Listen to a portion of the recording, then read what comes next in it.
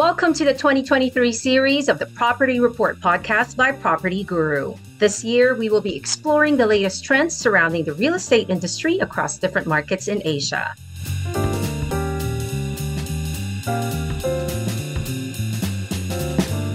For this episode, we will chat about one of the major recurring issues across the region, the affordable housing crisis. To keep us informed about the challenges and solutions in the respective markets are our highly respected judges of the PropertyGuru Asia Property Awards.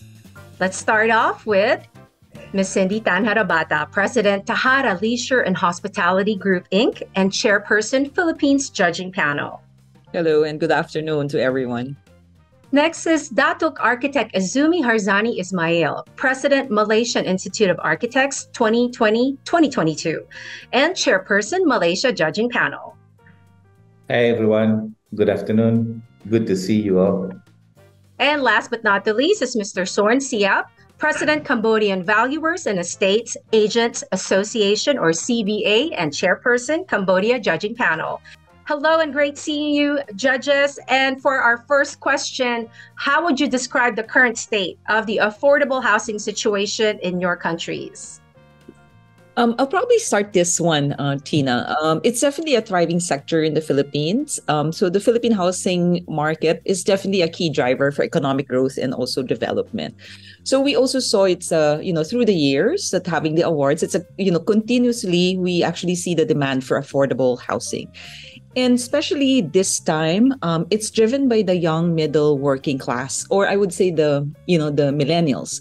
And there is a backlog also of housing in the Philippines of about 6.5 million that needs to also be built for Filipino families. So there's definitely a need for intervention. Thank you, Ms. Cindy. Architect Azumi?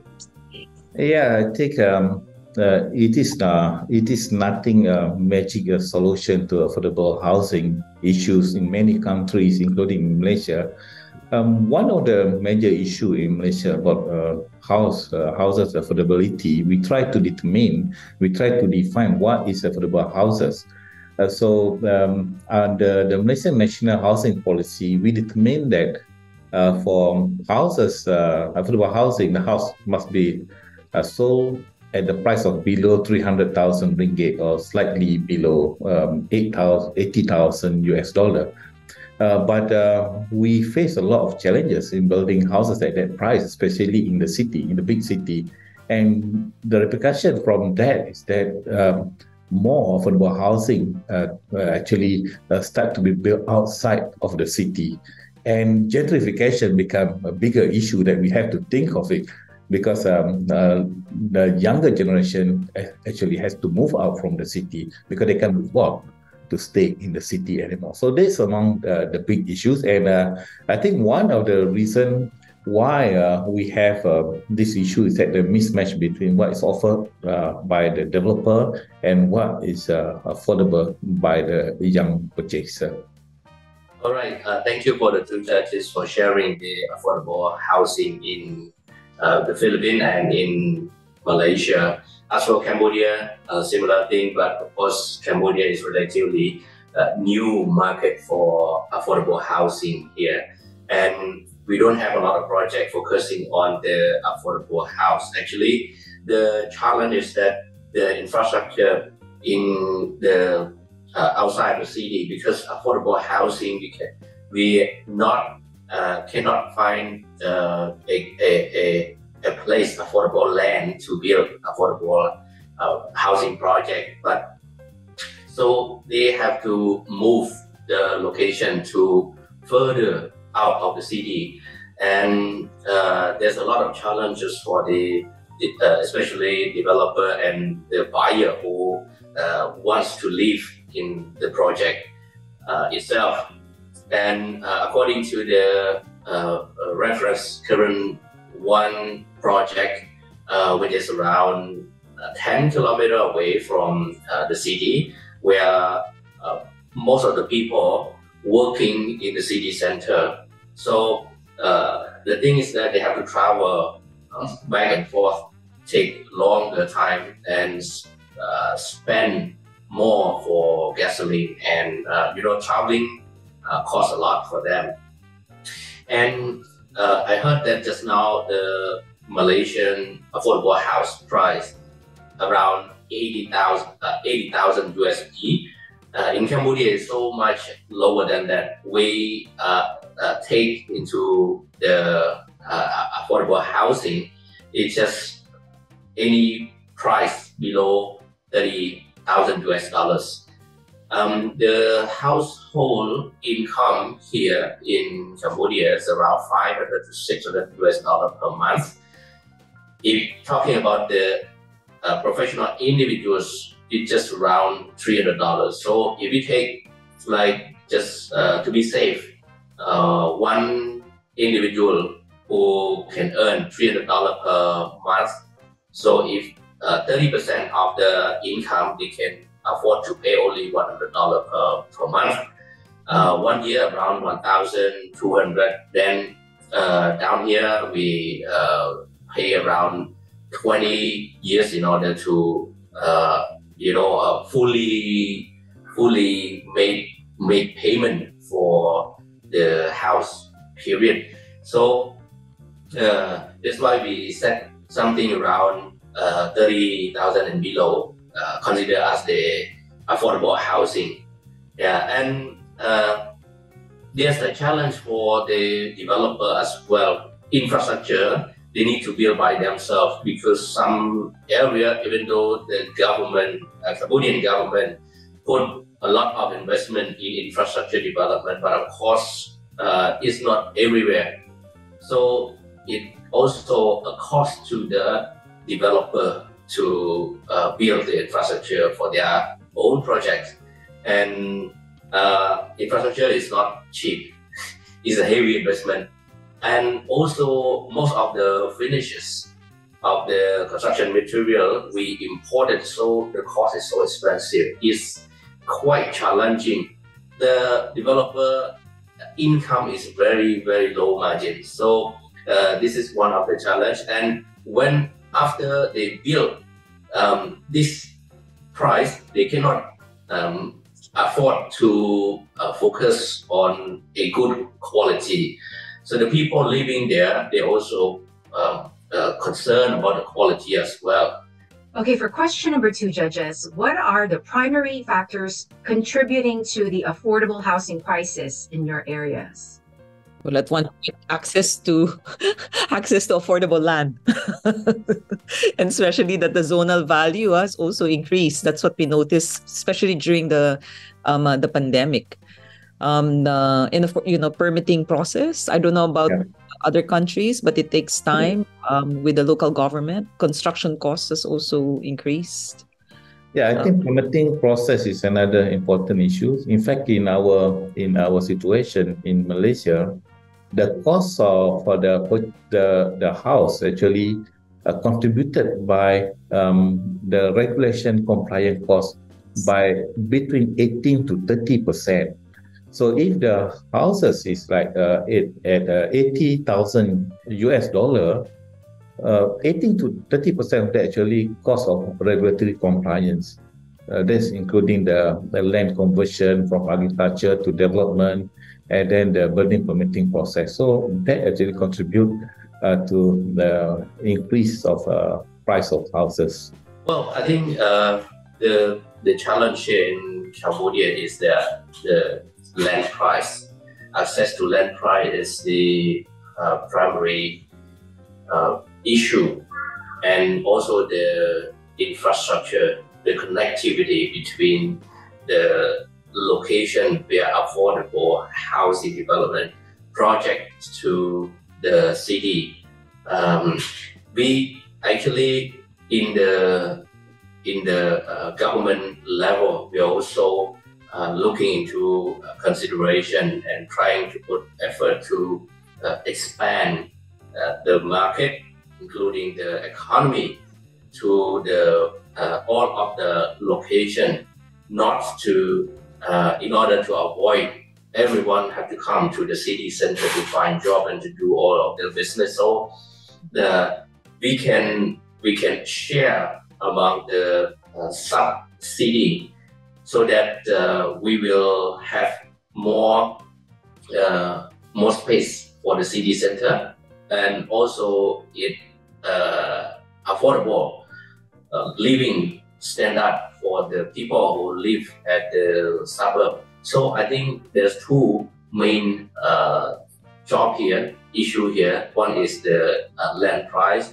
The second is the infrastructure. I think once the infrastructure is there, the development will come after. Yep. I may ask one more. It's like, I think also the other part is sustainable. I mean, what is the affordable financing? Because financing for the developer and also financing for the homeowners or home buyers. I'm not sure about in your country, is financing, easily available to home buyers? Yes, that is also the issue. Actually, there's a big amount and the opportunity for those who can access finance. But the people who can access finance is middle income class, where they can afford more than $100,000 per month. But more than $100 house price. But here is the issue: the people who afford low income, like afford for the just $30,000 US, it's hard for them to file the document in order to access for house financing. So the financial part is not matched, cannot support to the affordable house buyer. Yeah, that is also another issue. We talk a lot about between the government and the financial sector in order to allocate the budget for the affordable house buyer, and those people who don't have the proper document to access finance is still in the top. In Malaysia, we have very similar issues. Access to financing by developer is not an issue at all, but end financing by the purchaser, there is some issues because the central bank actually tightened, especially during 2018-2019, the central bank tightened the regulation. It's very difficult to get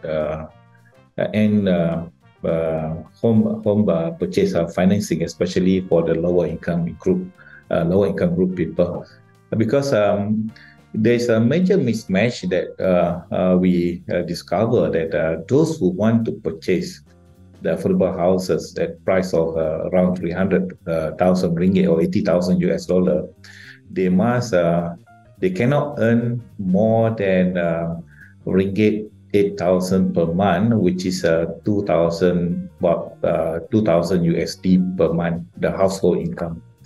And those people who are eligible to purchase is only low income people, which is 2,000 US dollar per month household income. But they are not eligible for the housing loan because they have a lot of other commitment. They have a car hire purchase or other commitment, credit card and so on. So there is one of the issues that people who are eligible for the bank loan cannot take that category because there is only for the low income group. People who want to purchase, they cannot get the bank loan approved.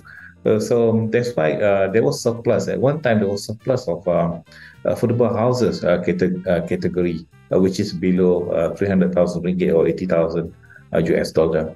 It's not that it's a short of supply. The supply is there, but there's not many people eligible to get a loan.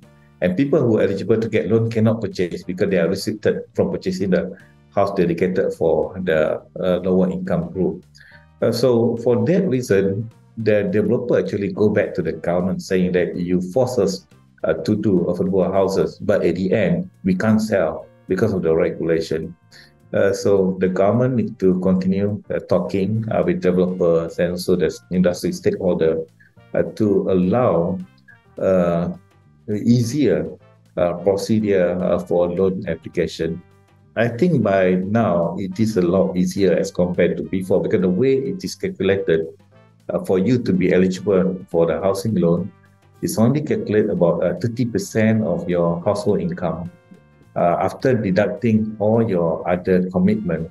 So most of the time, for $2,000 per month household income, they already have a commitment, maybe $1,000.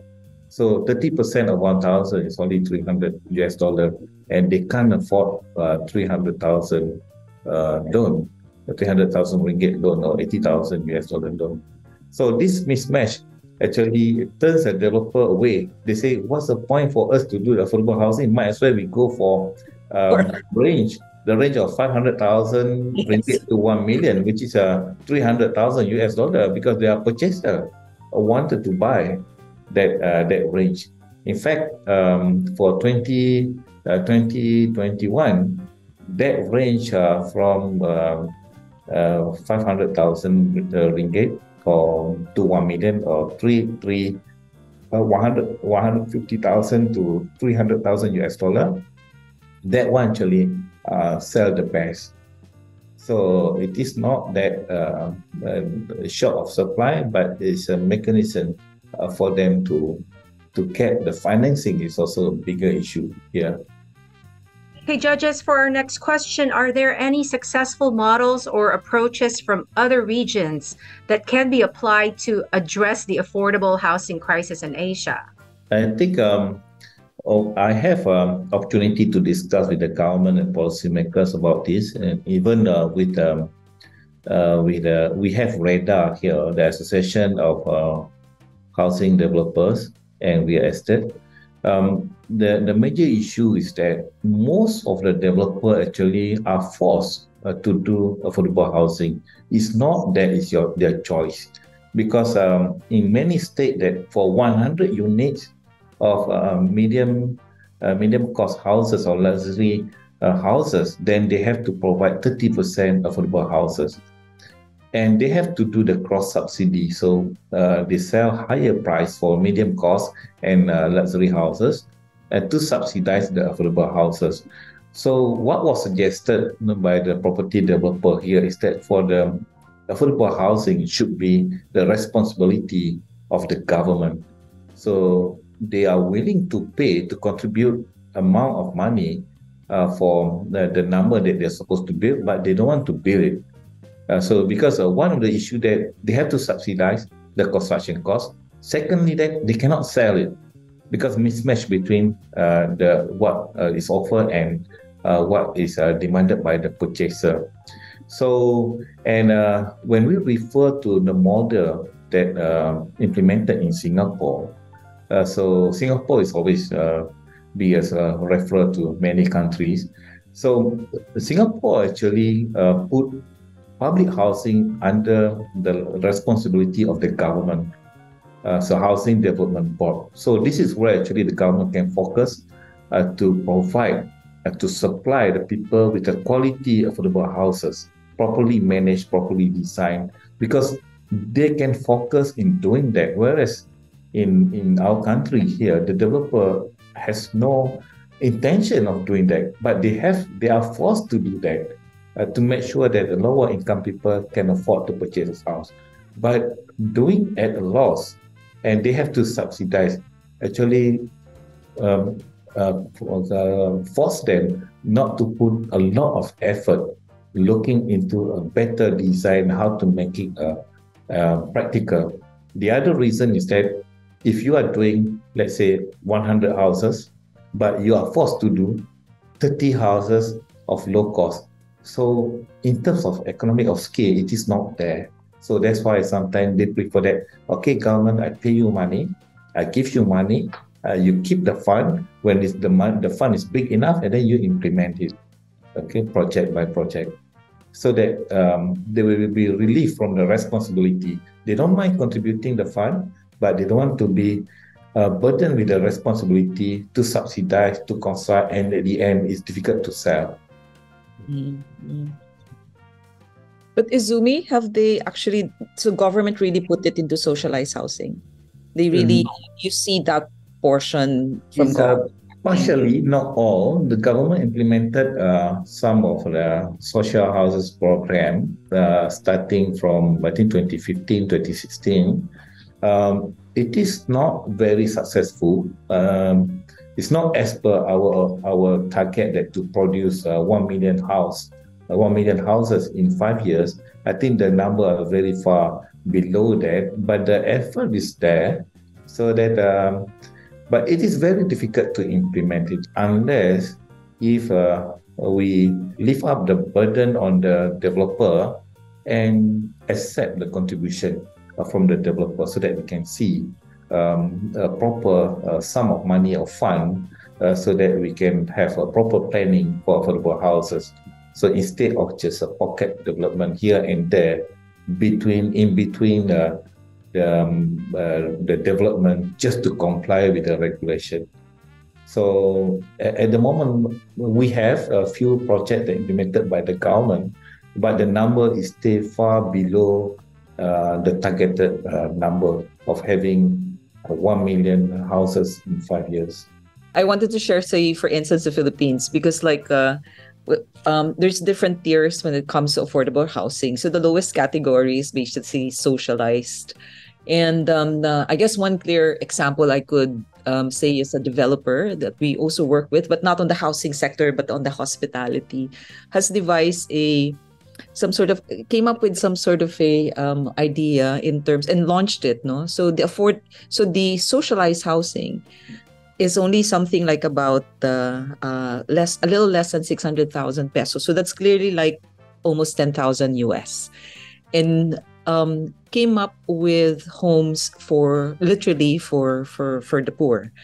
And if you're talking about minimum wage in the country, so let's say a joint household, no, earning a couple so that would be an average of about close to about $600-700. But one thing interesting with this concept was that the developer was able to build homes. So initially targeting, say, 60 homes per month. So there is a fund in the Philippines called Pag-ibig, which is basically a home development mutual fund owned by government. And its main goal is to be able to provide loans and financial services to people. So this developer was able to come up with a zero equity. All you need is to make sure, and they process now they help process all the documentation in order for you to be eligible for this Pag-ibig loan. And they even created a seminar wherein they have to make sure that the Filipinos who actually buy into the homes are not only eligible, home buyers, but make it a point that they fulfill the obligation of paying on a monthly basis. So they have even came up with no seminar, no loan. So something like a policy. So you have to go through the seminar because that's part of their, it's really part of their way to make sure that you fulfill the obligation. So the target was 60 a month, 60 units a month. Became, the actual was, they fulfilled something like 600. And they came to a point wherein they even did stop selling, primarily because they could not comply anymore. So the challenges there was that also, of course, the contractors, because the margins are very little. So they have to support the contractors. So formworks, for instance, they have to kind of have a free use of formworks in order for contractors to have higher profitability and also, the capability to develop. So I think in terms of affordable housing, it's a multifaceted strategy in order to really deliver affordable homes. So from the government intervention, from the developer, helping the contractors, making it a point that they also help home buyers have access to finance, and the home buyers to make sure that they fulfill also the payment. So I think the intervention, that's the reason why I kept mentioning about intervention. It has to be, everyone is part of this, not problem, but solution. Thank you for bringing up Pag-ibig Fund, Miss Cindy. I've been forgetting to update my payments. So thank you for that. Now, okay. Now, for the most crucial question of all, what recommendations or strategies would you propose to address the affordable housing crisis in Asia at a regional or and local level? Who would like to answer this first? I think it is very difficult to change the mindset of people, especially in Asia, as compared to European, that we want to be secure, we want to have the ownership of our shelter. We want to live renting lifelong because we feel more secure. There is, I think, implanted in the culture of Asian people. But if you go to European or Western people, they want flexibility. They want to move one place to one place, experience different environment, different neighborhood. Property ownership is not priority to many of them, but instead they want flexibility. As long as they can have a good shelter, good environment, good neighborhood, that is their primary focus. But here, I think in Asia, we more focus on to secure our houses, our shelter. So it will take some time before we can change the mindset, because I truly believe that we shouldn't treat houses as commodity. Houses should not be investment. Houses is the basic needs of the people. Although that some investor invest in property, but the effect to general public is that the escalation of price unnecessarily. We should try to change this mindset, and maybe like what Cindy mentioned, that government intervention is very important, that you cannot purchase solely for investment. In some country, like in our country, we have a real property gain tax, real property gain tax. I think government probably put a very high percentage of real property gain tax to prevent speculation and over investment of property that affecting the general property prices. Yeah, I think my opinion on that is that the shelter is very important to everyone, including those who have low income.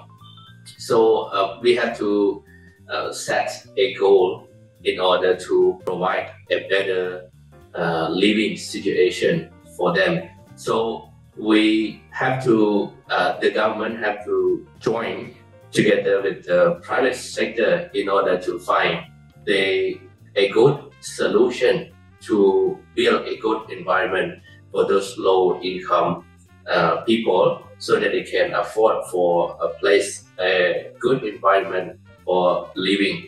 I think in Cambodia, we don't have much affordable house project, but of course we have slightly higher than affordable house project by the private developer. This is not part of the housing, affordable housing project set by the government, where a lot of incentive and the regulation in order to buy those houses. But this slightly higher than the affordable house in Cambodia also make the people who have slightly higher than lower income, like in between the low income people and the medium income people, the medium class, they can access the finance. So we solve a lot of issue by providing this slightly higher than the affordable house price to the people, to Cambodian people, and most of them are surrounding the city. My opinion on that one is, I think affordable housing is an essential. So imagine, let's say, our policemen, our nurses, our teachers, firefighters, who cannot even afford living in the city or the area where they work. It's also an economic issue. It's important for developers and government to have a roadmap to address the housing crisis. So in the Philippines, we have 6.5 million backlog. So government also has an aggressive strategy now to making it a point that they deliver 1 million homes per year. So by the time that you hit, let's say, fifth year, you still have a bit of a backlog. So it is really a crisis. government also has to understand that affordable housing does not only help families, but it also help local government because, people who purchase homes also pay property taxes. And if you come up with affordable housing, it creates a ripple effect because families actually have more expendable funds to buy food, consumer goods, also pay services. And, this supports local communities or local businesses like restaurants and retail stores. So it's so important for us, even in the private sector, to help and to be able to also create that whole ecosystem in terms of providing affordable homes. Judges, great seeing all of you again, and thank you so much for your valuable insight in today's topic. Now, thanks for tuning in to another episode of the Property Report podcast by Property Guru. We have exciting topics lined up, so stay tuned for the next ones. For more information, visit AsiaPropertyAwards.com.